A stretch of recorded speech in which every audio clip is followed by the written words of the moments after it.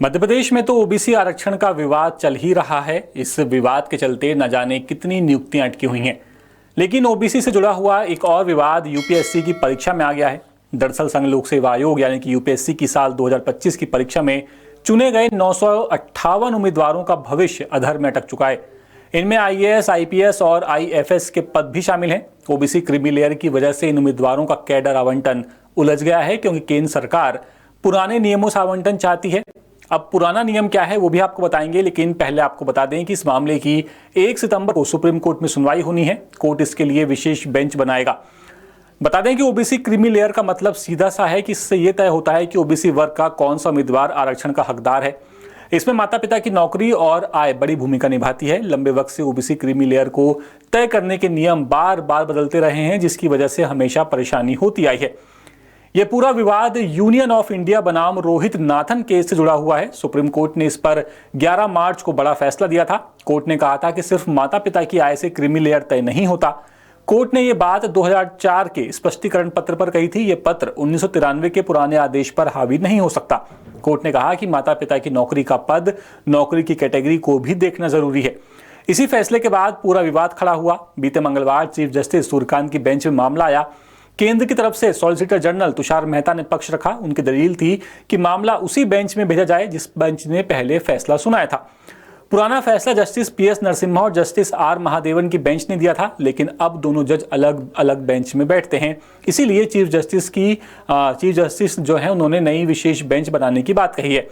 अब जरा सिविल सेवा परीक्षा 2025 की टाइमलाइन आपको बताते हैं। अधिसूचना जारी हुई थी 22 जनवरी 2025 को।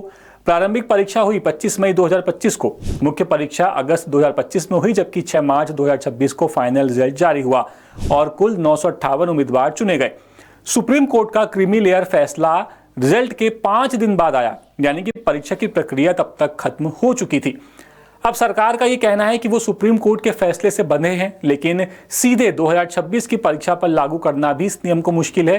परीक्षा के वक्त जो नियम लागू थे, उम्मीदवारों ने उसी हिसाब से जानकारी भरी है और फैसले किए। कुछ उम्मीदवारों के माता पिता पीएसयू में या फिर निजी क्षेत्र में काम करते हैं। ऐसे उम्मीदवार खुद को ओबीसी कैटेगरी के लिए अयोग्य मान बैठे और सामान्य वर्ग से परीक्षा में बैठे। कुछ ने ओबीसी कैटेगरी में आवेदन ही नहीं किया। इन उम्मीदवारों ने उम्र सीमा में छूट या फिर किसी एक्स्ट्रा अटेम्प्ट का फायदा भी नहीं लिया। अब अगर नए नियम से आकलन होगा तो कुछ को फायदा मिल सकता है। इससे अनारक्षित उम्मीदवारों के साथ भेदभाव होने की भी आशंका है।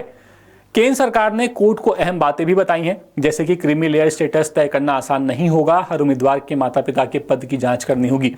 साथ ही Lal Bahadur Shastri National Academy of Administration Mussoorie के फाउंडेशन कोर्स का भी जिक्र किया गया है, क्योंकि यहीं पर नए अफसरों की ट्रेनिंग होती है। देरी से कैडर और वेतन का काम अटक सकता है। सरकार ने यह भी कहा है कि नया फैसला पुराने मामलों पर लागू नहीं होता। और अब सबकी नजरें टिकी हुई हैं 1 सितंबर पर, जब सुप्रीम कोर्ट में इस मामले की सुनवाई होगी और तब क्या बातें निकल करके सामने आती हैं, ये भी देखना बेहद जरूरी होगा। फिलहाल इस खबर में इतना ही। अपडेट्स के लिए आप बने रहिए द सूत्र के साथ। नमस्कार। लेटेस्ट, इन्वेस्टिगेटिव और इन डेप्थ खबरें देखने के लिए ज्वाइन कीजिए द सूत्र का व्हाट्सएप चैनल, सब्सक्राइब कीजिए यूट्यूब चैनल, लाइक कीजिए फेसबुक पेज और पढ़ते रहिए www.daसूत्र.com।